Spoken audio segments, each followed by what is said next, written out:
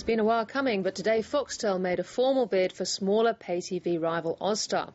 The offer at $2 billion coincided with Austar's AGM and got a conditional acceptance from the board. In a moment, we'll hear from Foxtel boss Kim Williams, but first this report from Andrew Robertson.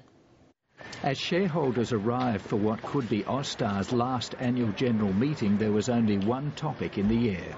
I think it's probably a bit of a problem with regards to monopolies, but otherwise it's good for the shareholders, I think, as far as the share price goes. The AGM was chaired by Austar Deputy Chairman Timothy Downing, who addressed the takeover as soon as the meeting started. Our board believes that a price of $1.52 per share is appropriate in the context of a change of control transaction. We will look forward to working with Foxtel over the coming weeks with the intention of entering into a definitive transaction as soon as possible. But lest Foxtel should interpret that as Austar board approval for its takeover bid, there was a sting in the tail. Given the conditional nature of the proposal, no assurances can be given that the proposal will lead to a definitive agreement.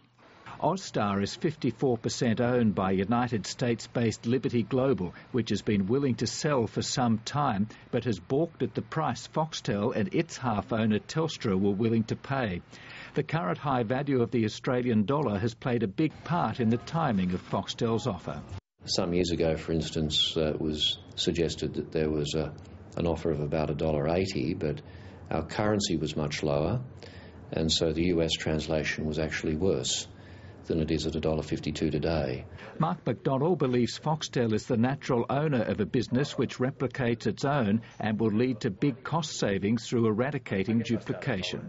Some people have thought, for example, that the synergies could be as high as $70 million. Now that may be a tad overstated, but they're certainly north of 10 to 20, and in a context of a business that has a free cash flow of about $100 million, that's really quite material.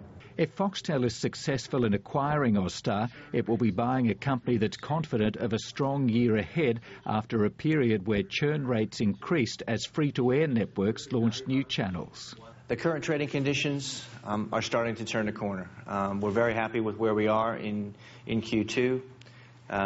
We've seen significant sales improvement since the end of February, and that improvement has been maintained week in and week out. The only downside at the Austar annual general meeting was a 41% vote against the remuneration report.